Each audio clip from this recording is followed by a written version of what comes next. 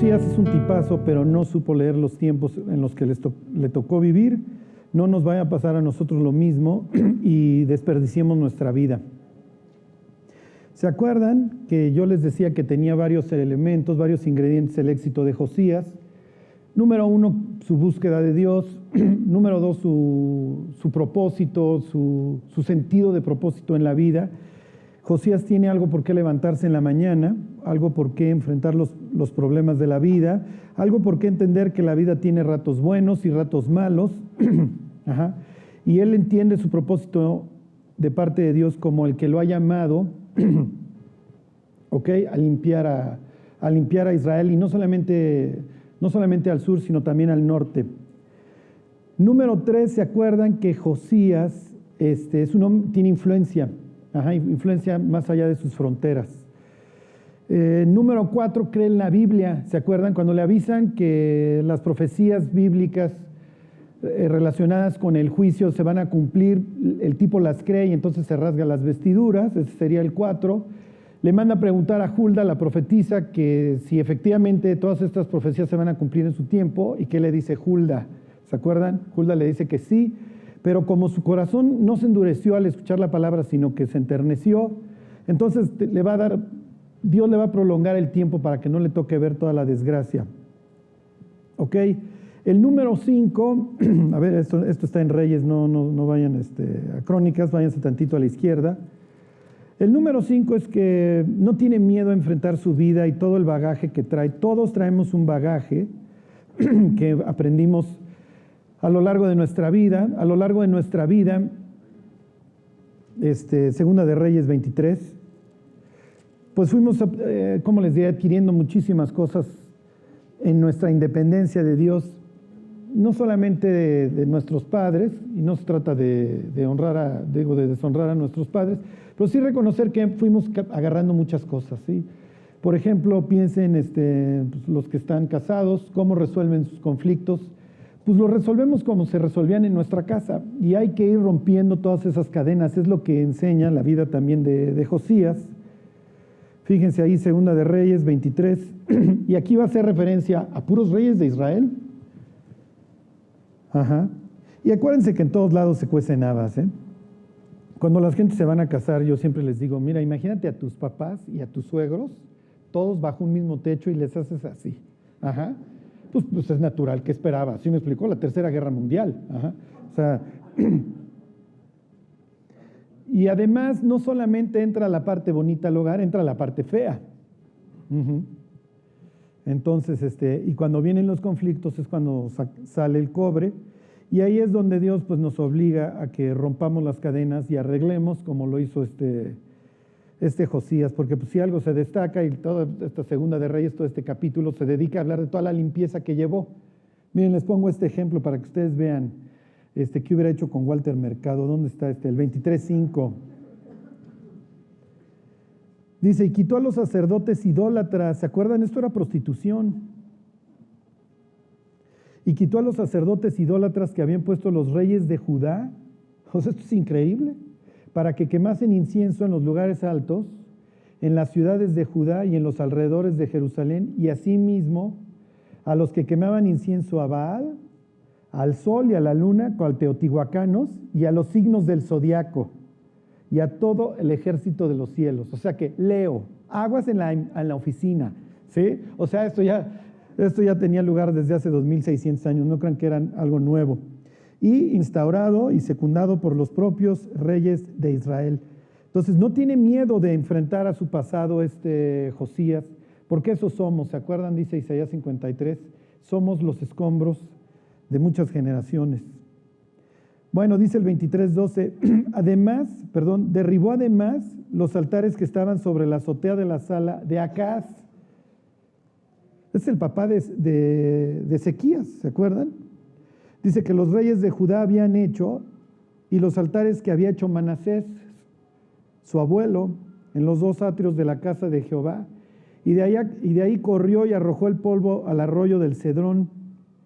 Asimismo profanó el rey los lugares altos que estaban delante de Jerusalén. Esto es en el monte de los olivos, a la mano derecha del monte de la destrucción, los cuales Salomón, rey de Israel, había edificado a Astoret, ídolo abominable de los sidonios, a Quemos, ídolo abominable de Moab, y a Milcom, ídolo abominable de los hijos de Amón.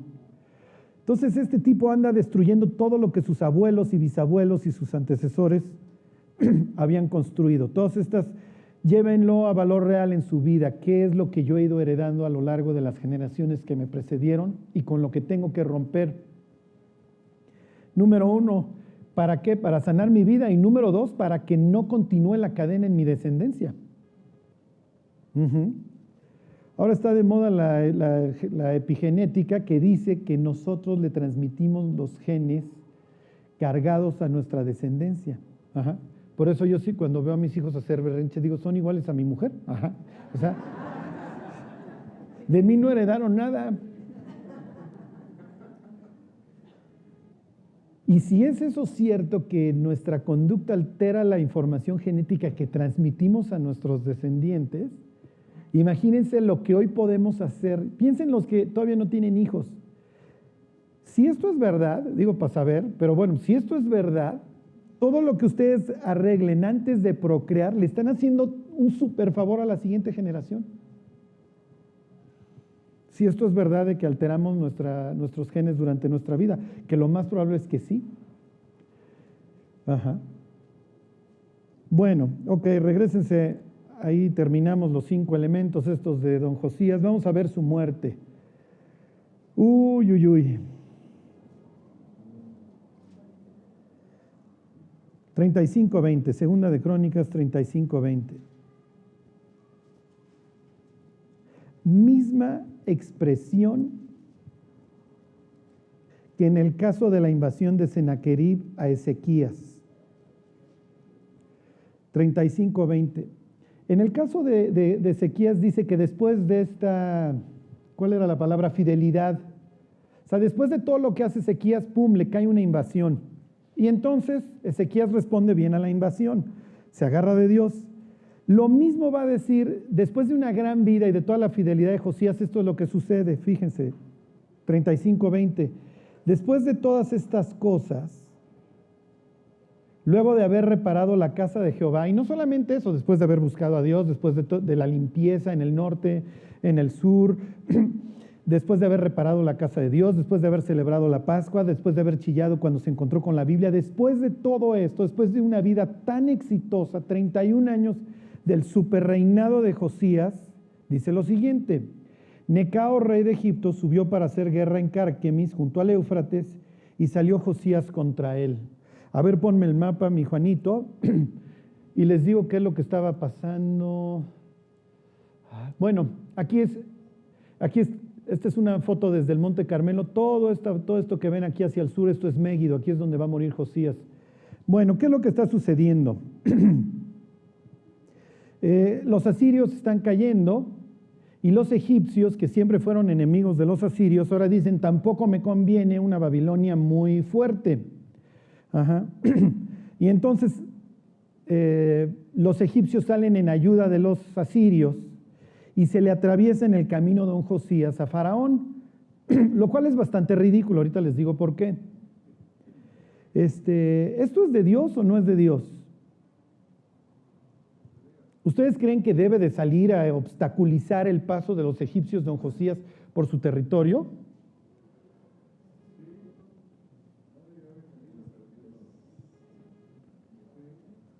Imagínense que ustedes son el rey Josías, ¿ok? Ustedes se encontraron con la ley hace 13 años y no han cesado de admirarla, de creerla.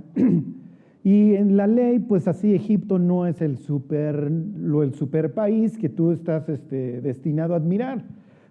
Al contrario, una de las leyes que le impone a la monarquía es que nunca haga volver al pueblo a Egipto. Es más, que ni trance con ellos y no vaya a comprar caballos de ellos para luego venderlos en el oriente, que es precisamente lo que hacían los reyes como Salomón. Y entonces, cuando Josías, encantado, lee los 10 mandamientos, lo primero que lee es: yo soy el Señor tu Dios que te saqué de la tierra de Egipto, de casa de servidumbre. Entonces en tu mente obviamente Egipto no es lo que tú quieres, no es el país así por excelencia. Y entonces tú has estado limpiando el país al grado que ya hasta te fuiste al norte. ¿Por qué se va al norte? Porque los asirios ya no pueden intervenir en los asuntos de Palestina de aquel entonces. Entonces Josías tiene carta abierta para andar haciendo lo que se le pegue la gana. Y de repente se encuentra con un ejército que va atravesando su país. ¿Ok? Bueno, ok, mientras les sigo leyendo la historia. Dice 35-21. Y Necao le envió mensajeros diciendo, ¿qué tengo yo contigo, rey de Judá? Ok, nada más les termino de leer el 21. Yo no vengo contra ti hoy, sino contra la casa que me hace la guerra. Y Dios me ha dicho, fíjense el descaro de don Faraón Necao, y Dios me ha dicho que me apresure. Deja de oponerte a Dios, quien está conmigo, no sea que Él te destruya. Esto viene de palabras de un egipcio. Ok, estos son 30 años después, no más, esto es más o menos 610. La influencia del imperio asirio bajo el papá Asurbanipal todavía era más grande. Aquí es Cárquemis, ¿ok?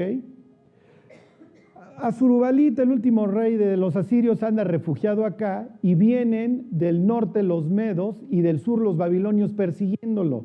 Para estos momentos ya cayeron las dos grandes ciudades, Nínive y Asur, de los asirios, y aquí está el último resquicio asirio. Ok, entonces están incrementando su poder los babilonios y los egipcios obviamente quieren tener algo que decir en todo este ambiente internacional. Tampoco me conviene que ahora venga Babilonia a conquistarme, ¿sí me explicó?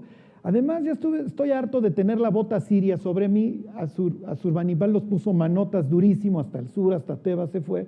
Y entonces los egipcios dicen, oye, esto sí me conviene. Cuando los asirios le piden ayuda, ellos nunca se han llevado, pero ahora le dicen, porfa, ayúdame, y entonces pues tú también vas a tener un lugar cuando yo le gane a estos tipos. Entonces este cuate sale para venir acá y venir a la bronca que traen babilonios y asirios, y entonces sale Josías, ¿qué haces tú en mi tierra? ¿Cómo crees? Esto es Judá, nosotros somos el pueblo de Dios. Fuchi, faraón repugnante. Y entonces el faraón le dice, oye, yo no tengo bronca contigo y además deja de oponerte a Dios. Cuando el faraón le dice a Josías, oye, no te opongas a Dios, Dios es el que me está mandando para allá, ¿tiene razón? ¿Esto es de Dios lo que le está diciendo faraón?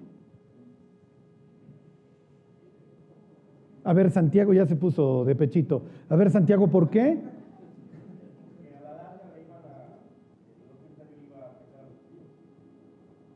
A la larga los babilonios iban a atacar a los judíos. Tiene razón. Pero es de parte de Dios esto que el mensaje que le manda Faraón. Y entonces si es de parte de Dios, ¿para qué se opone Josías? Cuando Josías se opone a Faraón, ¿se está oponiendo a Dios?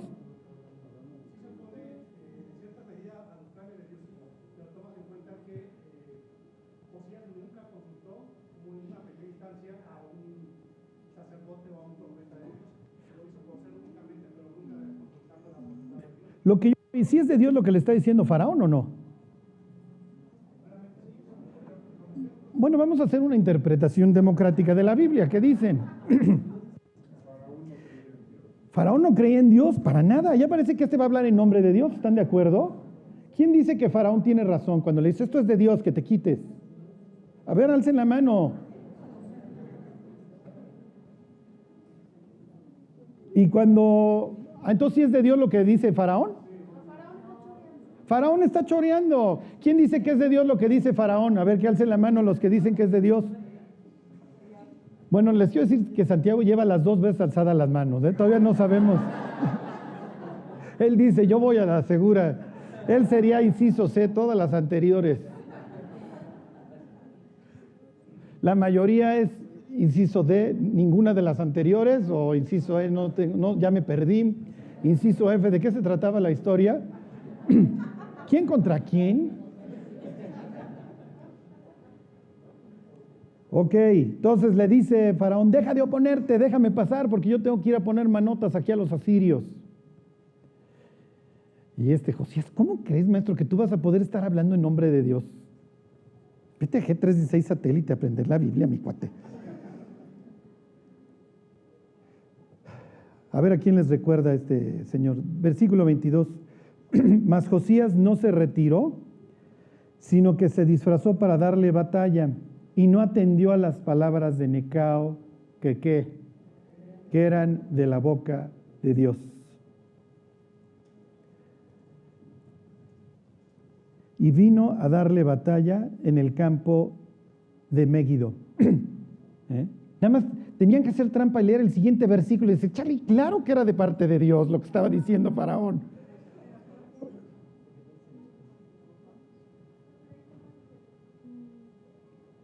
Sí, lo que pasa es que tiene razón, o sea, ¿cómo les diré? Le dice Faraón, yo no tengo bronca contigo, maestro, deja de oponerte a Dios. Cuando Faraón se va a ir a encontrar con los asirios, está apoyando a un pueblo que está luchando contra los babilonios. ¿A quién está ayudando realmente Josías oponiéndose a Faraón? No, a los babilonios, exactamente. Esto es como si tú le vas a los Pumas, ¿sí me explicó? O a las Chivas. Ajá. Cuando juega el América, ¿a quién le vas? Pues al que le va en contra del América, ¿estás de acuerdo? Si ese día le vas de Querétaro, todos somos gallos blancos. ¿Sí me explicó? Entonces dices, o sea, imagínate, es Josías que le va a los Pumas y lo ves apoyando al América y dices, Josías, ¿qué haces? Estás dando un balazo en la pata. Los de los Pumas no hacemos eso, ni en defensa propia, antes nos morimos. ¿Por qué apoyas a Babel? ¿Por qué apoyas a Babilonia? De las primeras cosas que voy a llegar al cielo cuando me encuentre a Josías, ¿qué estabas pensando? ¿Qué estabas haciendo, Josías? Y aquí viene la enseñanza. ¿Ok? A ver, váyanse a la carta a los Efesios, al capítulo 1.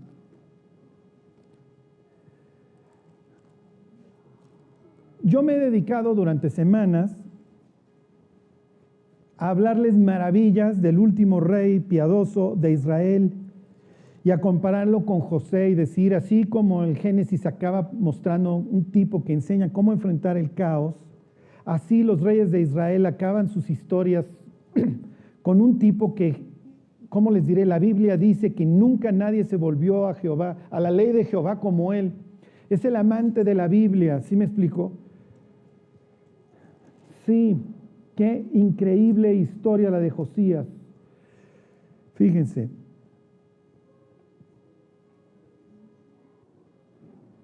Versículo 16.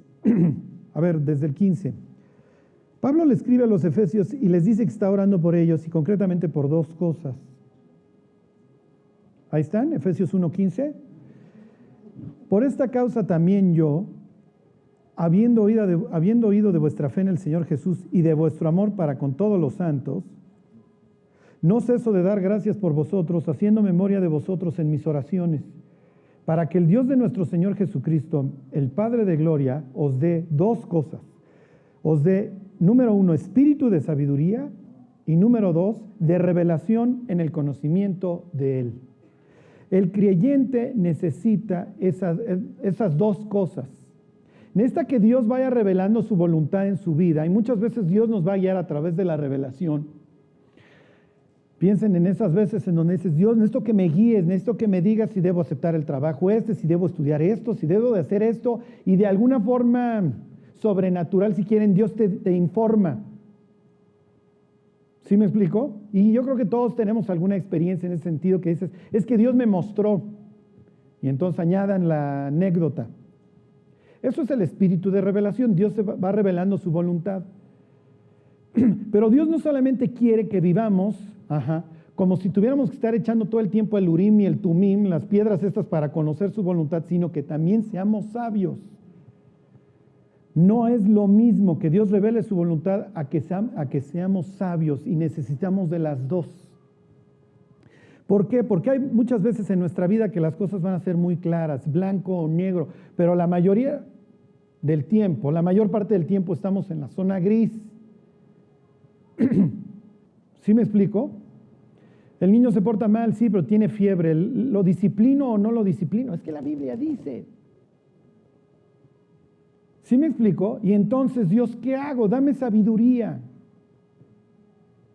La sabiduría es lo que nos va a estar llevando muchas veces a ir saltando los escollos. De espíritu prudente, dice Salomón, es el hombre entendido. Y vamos a necesitar sabiduría.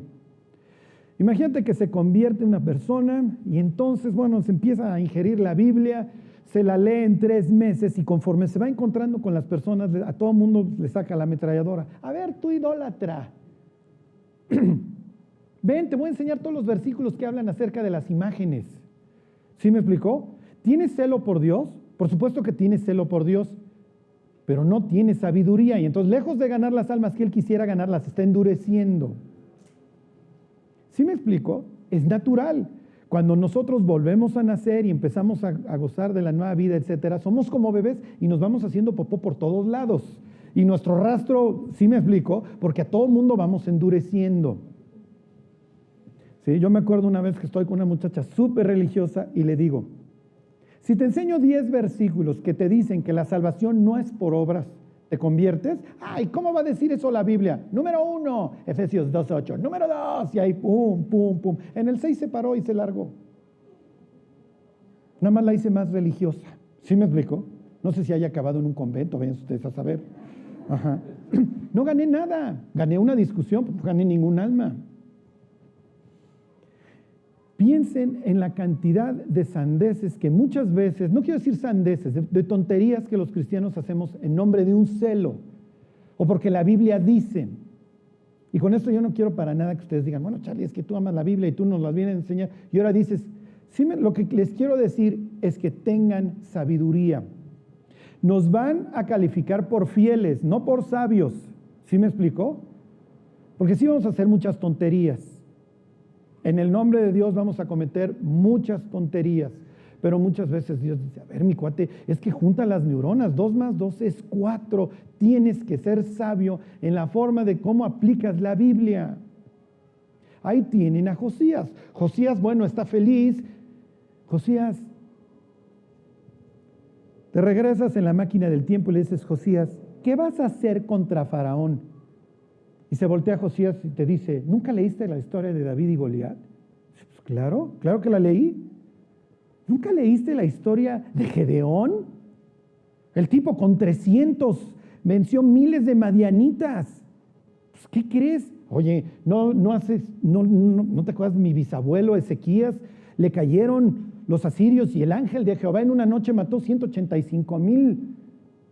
¿Qué no has leído todas esas historias, Carlos, de la Biblia en donde triunfamos? Sí, Josías, todas las he leído. Y entonces, no me importa que Faraón venga con chorrocientos mil, aunque nosotros seamos poquitos. No, Josías, ya no es tu tiempo. No entendiste los tiempos que te tocaron vivir.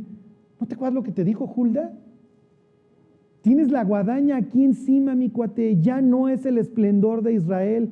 Es que Charlie, yo fui al norte y también ahí destruí, hice una gran Pascua y hasta del norte vinieron a celebrarla. No, mi cuate, esos no son los tiempos. No estás instaurando el reino, la monarquía israelita como con David.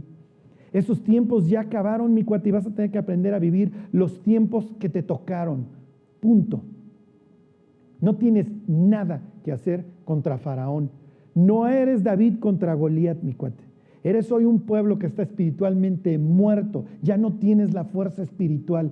Y lo único que Dios te va a exigir es que te pongas blandito, mi cuate, y que ya no la armes de jamón, y que la parte que Dios te entregó, que lo has hecho muy bien, la conserves. Hasta ahí. No tienes nada que hacer ni contra babilonios, lo que queda de los asirios o egipcios. Tú ya no rifas, mi cuate. Lo único que te queda es estarle pidiendo a Dios que te guarde. Pero ya no rifas, ya. Tan, caput, chupaste faros, tu pueblo, lo único que le queda es estar esperando la bondad de parte de Dios, pero ya no tienes fuerza. Esos fueron los tiempos que le tocaron a vivir a Josías, pero en un celo por Dios totalmente, ¿cómo les diré?, desubicado, el tipo sale y obviamente lo matan. Cuando la Biblia dice que se disfrazó, ¿a quién les recuerda? ¿A quién se acuerda de un rey que muere disfrazado? Acab, y Acab le dice un profeta, le dice Dios a través, ¿se acuerdan de cómo se llamaba? Ananías, no, te van a matar, no, me disfrazo y lo evito. ¿Sí me explicó? Aquí le dice Faraón, maestro, esto es de parte de Dios, no te metas, pero igual que Acab necio, este tipo se disfraza Váyanse ustedes a saber el Brutín, que ahora estaba vestido de Josías, de rey, y la Biblia dice que un flechero, al igual que Acab, le dispara y lo hiere y muere.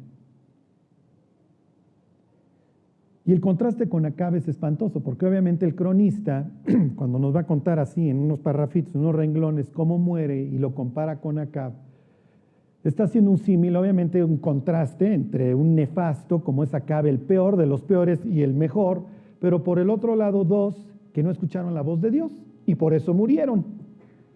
Porque a los dos les dicen, no vayas mi cuate, te van a matar, y ahí van los dos se disfrazan de civil, y a los dos un flechero los mata. Cuando se disfraza era para que alguien le hubiera dicho, ¿no te suena conocida esta historia? Sí, pero era Acab, que era un putrefacto impío. Sí, pero también le dijeron que no se fuera a meter con Sansón a las patadas. Y ahí fue. Y fue Dios el que le dijo que no fuera. Y aquí viene lo peor, cuando Hulda le dice, no te preocupes, Josías, tú vas a morir en paz. Esta es la muerte. ¿Ustedes creen que esta era la muerte que Dios tenía pensada para Josías? Morir así por un flechero egipcio, haciendo el osote ahí a media tierra de Israel en Megiddo. Ok, a ver, váyanse a Primera de Crónicas, al capítulo 12. Lo que va a seguir es que el profeta Jeremías se va a poner a chillar, dice que va a ser un gran lamento, al grado de que se va a instaurar un lamento periódico en honor al rey Josías. Primera de Crónicas, ¿qué les dije? 12.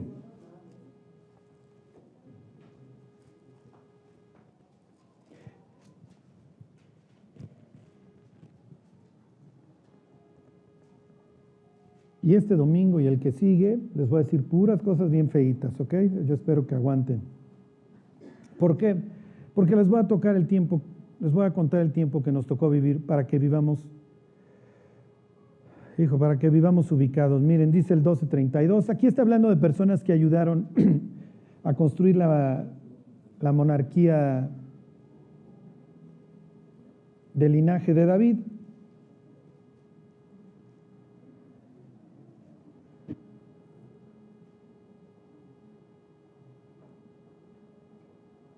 Miren, se los leo desde el 22, nada más el 22, para que sepan qué es lo que está pasando. Dice, porque entonces todos los días venía ayuda a David hasta hacerse un gran ejército como ejército de Dios. Y este es el número de los principales que estaban listos para la guerra y vinieron a David en Hebrón para traspasarle el reino de Saúl conforme a la palabra de Jehová. Entonces ya se acuerdan que David primero gobierna en Hebrón y luego ya va a trasladar la capital a Jerusalén. Y entonces habla de las aportaciones que van haciendo las diversas tribus israelitas, y en el 32 dice, de los hijos de Isaacar, 200 principales, 200 príncipes, y luego fíjense lo que dice, entendidos en los tiempos, y que sabían lo que Israel debía hacer, cuyo dicho seguían todos sus hermanos. Estos 200 príncipes de Isaacar le hicieron falta a don Josías, que le dijeran, Josías, no es tu tiempo, mi cuate, ya. Deja que pase Faraón, el cuate no trae bronca contigo, porque además, los que nos van a conquistar a nosotros, ¿quiénes son? Váyanse al libro de Habacuc, al capítulo 1. ¿Se acuerdan que vimos los diversos profetas que profetizan durante la vida de Josías y antes? El propio Isaías le había dicho al bisabuelo, a Ezequías, que todos sus tesoros iban a acabar en Babilonia. Cuando Babilonia pues todavía ni pintaba, Babilonia era una colonia asiria ahí totalmente bajo la bota de los reyes asirios. ¿Dónde estoy?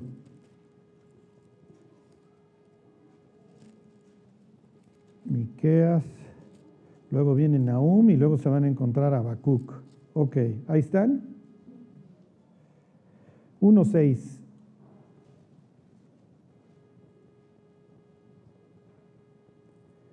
Dice, porque aquí yo levanto a los caldeos, nación cruel y presurosa, que camina por la anchura de la tierra para poseer las moradas ajenas. Formidable es y terrible, De ella procede su justicia y su dignidad. Sus caballos serán más ligeros que leopardos y más feroces que lobos nocturnos, y sus jinetes se multiplicarán, vendrán de lejos sus jinetes y volarán como águilas que se apresuran a devorar, bla, bla, bla, bla, bla, bla. Si te están diciendo, mi queridísimo Josías, que Dios va a levantar a los caldeos, a los babilonios, y que van a venir a arrasarte el día de mañana, ¿por qué los apoyas? Y todo esto se los cuento para que ustedes piensen, sí es cierto, o sea, ¿en qué estaba pensando Josías cuando se le ocurre apoyar a los babilonios? Porque no tiene ni pies ni cabeza. En primer lugar, no te metas con un ejército mucho más grande que el tuyo, porque ya no es tu tiempo, Josías. Número dos, si te vas a meter con alguien, métete con los caldeos, porque la Biblia dice que esos son los que te van a arrasar. O igual en su mente él dice, no, pues voy a ayudar a los caldeos porque pues ya me voy a someter. Vayan ustedes a saber qué es lo que está pasando por el cráneo de Josías, pero de sabio no tiene nada. Y a veces en un celo muy loco, no guiado por la sabiduría, podemos hacer muchísimo daño.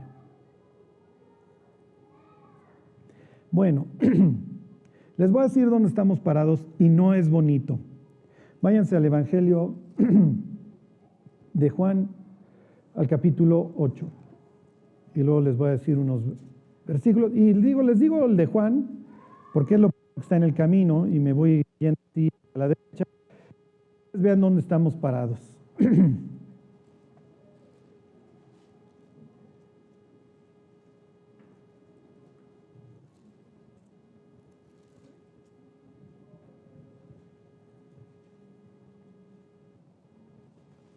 Capítulo, 7:49. No les estoy inventando. Esto es como hoy se ve el planeta. Les voy a poner un ejemplo. En Estados Unidos durante años estuvieron bloqueando todos los intentos de reforma a su sistema bancario. La idea era que los bancos y las instituciones financieras no pudieran estar dándole créditos a quien fuera, simple y sencillamente por obtener ahorita el bono, le pegué al número, ya coloqué tanto crédito. Es natural. Cuando vino la crisis, obviamente todo esto fue fruto de que no hubo una restricción a las instituciones financieras, a las calificadoras. Imagínense que yo debo hasta la playera. Yo llego al banco fulano, le digo, oye, préstame $5 millones. Y alguien en el banco dice, no le vayan a prestar a este tipo porque debe hasta la playera. Sí, lo que pasa es que si yo coloco $5 millones, a mí me dan comisión de tanto por colocarlo. Y yo llego con mi historial crediticio, se lo llevo a una calificadora. La calificadora no tiene una regulación así estricta y entonces dice, no hombre, Charlie, tiene presión, tiene alto el colesterol, pero pues todavía respira, préstale lana. Ey, se ríen, así era. Había gentes que eran los ninjas, y no me refiero a los japoneses asesinos. No income, no job, no ingresos, no chamba, no tenían empleo. Entonces llegaban, oye, quiero esta casa en Miami. A ver, no, tiene pulso, préstale. ¿Qué es lo que sucedió? Imagínense, las calificadoras decían, además, todos estos créditos están bien. Se hagan de cuenta que yo debo los 5 millones que nunca le voy a pagar al banco. Y llegaban contigo y te decían, oye, Charlie, me debe 5 millones, pero lo veo bien, ¿eh?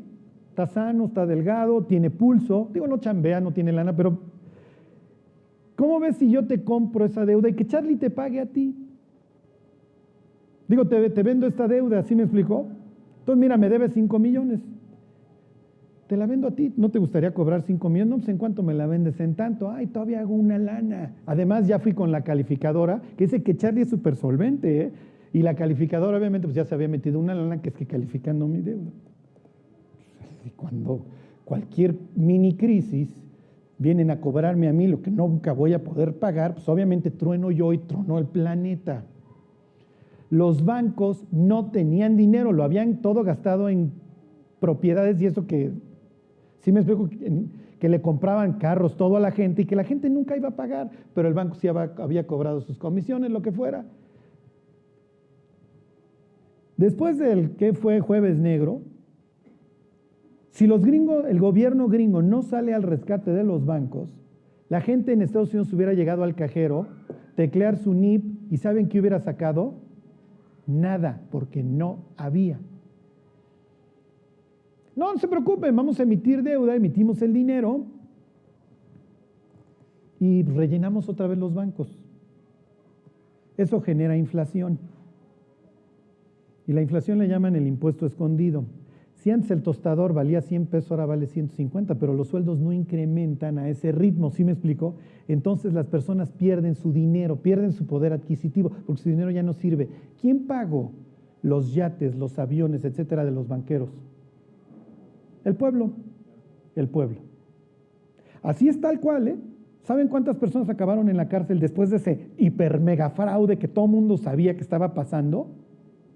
Nadie. Creo que entancaron a uno. A la gente le robaron su dinero.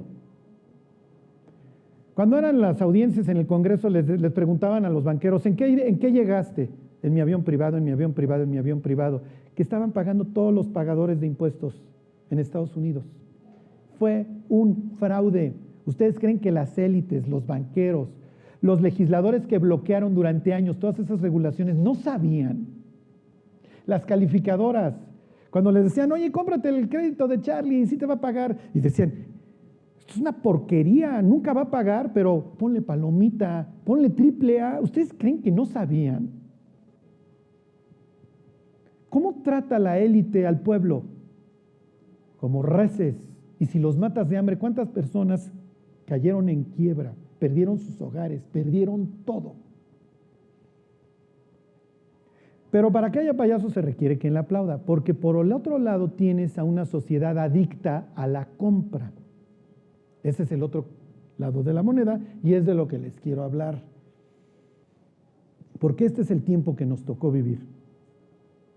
La idea es que tú te vuelvas un ganado adicto, tal cual. Seas una res adicta. ¿Y a qué somos adictos? A lo que ustedes quieran. Todo está diseñado para que el ser humano hoy no tenga contentamiento. Y entre más adicto lo tengas, mucho más lo manejas, porque al pueblo pan y circo. Y dale su motita y dale esto y ten al pueblo acá y manéjalo y bájale lo que quieras. ¿Las crisis creen que hacen más pobres a los ricos? Por supuesto que no. ¿Quiénes lucraron en esas crisis? Imagínate que tú eres el superbanquero, sabes que esto va a reventar, tú ya te metiste toda la lana, al otro día quiebra todo el mundo, todas las casas si valían 100, ahora valen 20, en vez de comprarte unas 100, te compras las mismas 5 a 20. ¿Quiénes se hicieron más ricos en la crisis? Pues sí. ¿Ustedes creen que estos tipos no están viendo lo que va a pasar? Y la gente endeudándose en la tarjeta de crédito, en la hipoteca, pensando que esta gloria iba a ser para siempre. Y el diablo desde el infierno pitorreándose de la risa, diciendo, son unos adictos a la compra. Porque hoy tienes una hipoteca y le debes al banco 5 millones, pero como quieres irte de compras y de vacaciones a Venecia, rehipotecas tu casa y le pides otros 2 millones al banco para gastarlo en idioteces y vivir endeudado. La siguiente vez que estén en la caja del Vips o de donde ustedes quieran y se vayan a comprar la revista, piensen, ¿necesito en serio el TV Notas que está aquí? Es como agarrar un billete de 20 pesos y romperlo, porque la vas a ojear y luego la vas a tirar, sí, pero como está en la entrada, y además ya compré todo esto que son 5, 10, 20, 50 pesos más.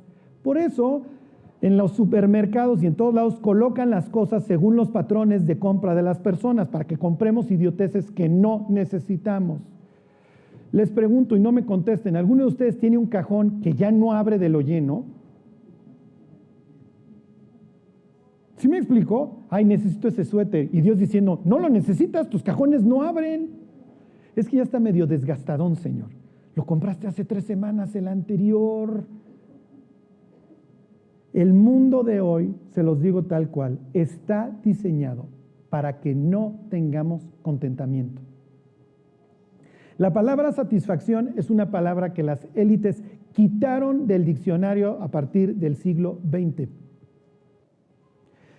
Piensen en la persona que vive en Ecatepec y trabaja, ¿a dónde la quieren mandar a chambear? A la del Valle,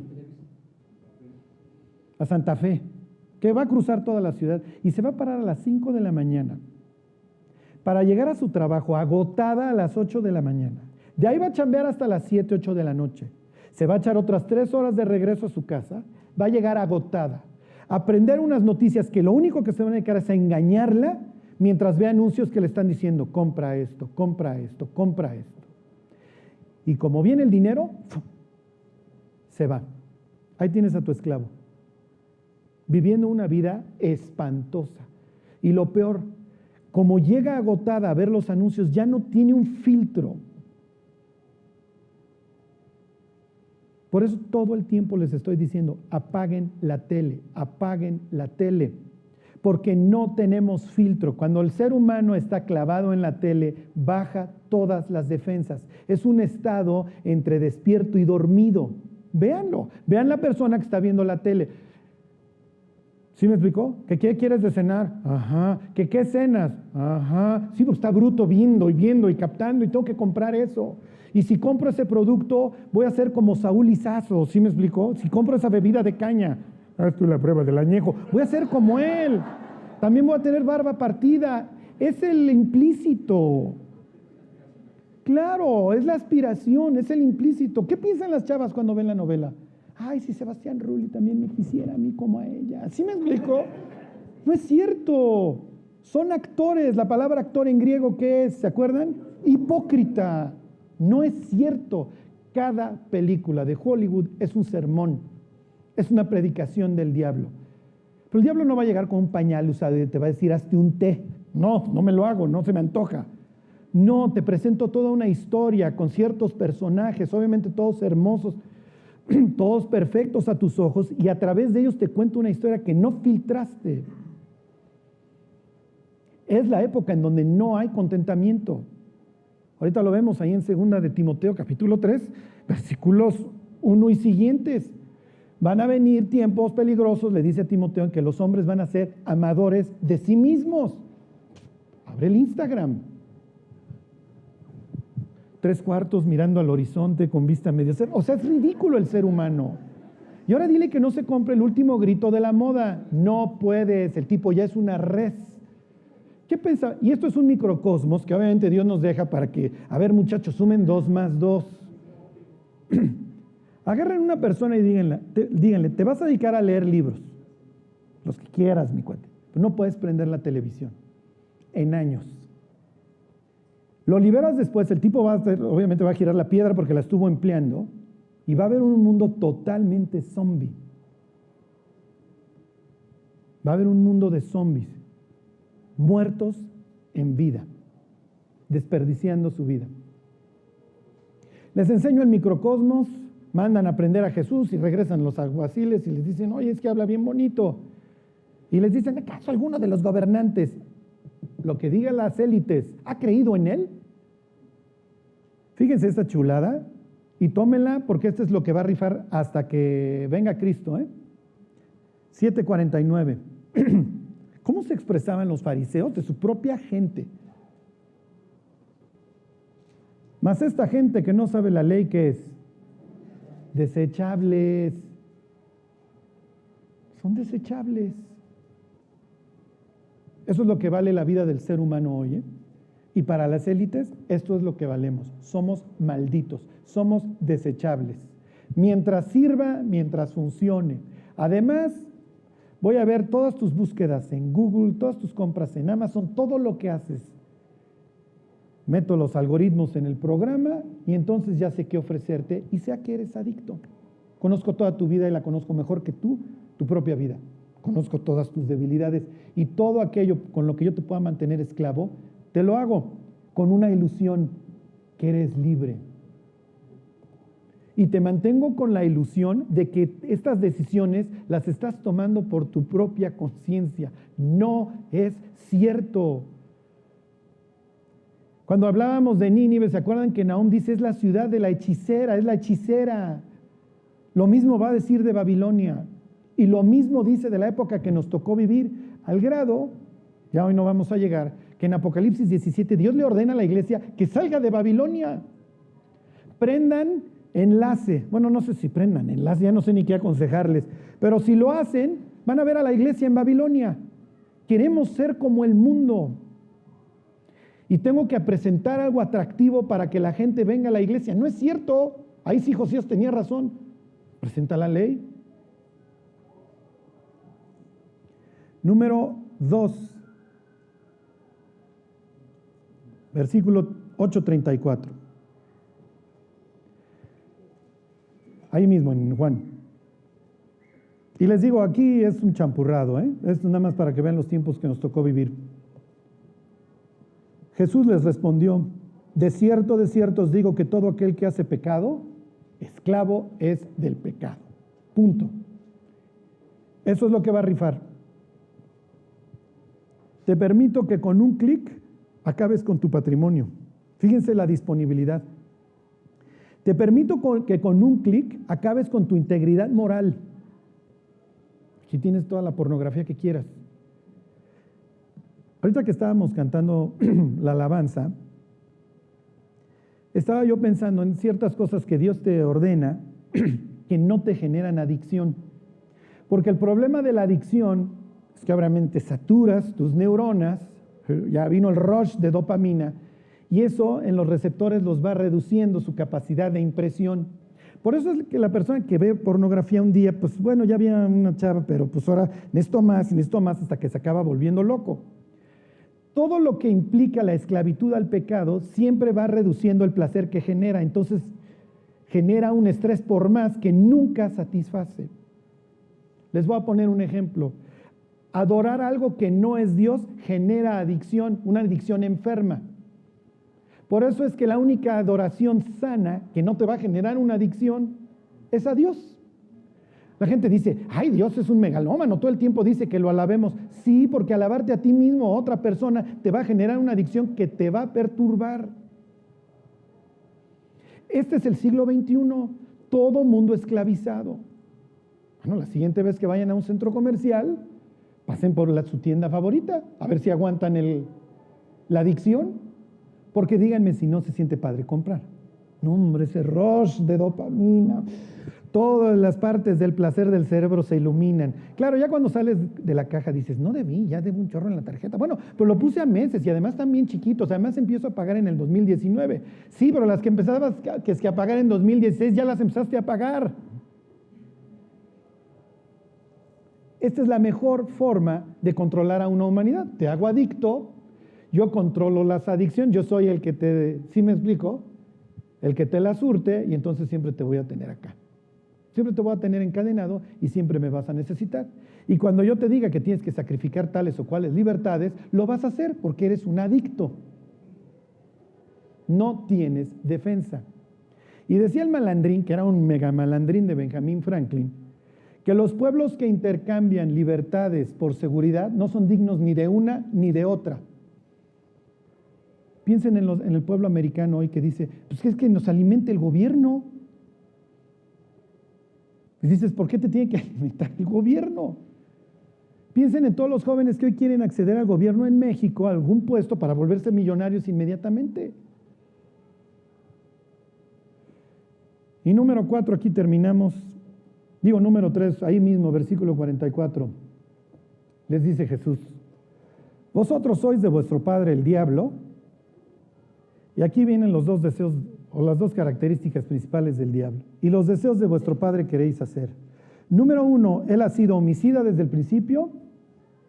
Es lo que vamos a estar viendo. Las gentes morir como moscas todos los días. Dice, él ha sido homicida desde el principio y no ha permanecido en la verdad, porque no hay verdad en él. Cuando habla mentira, de suyo habla.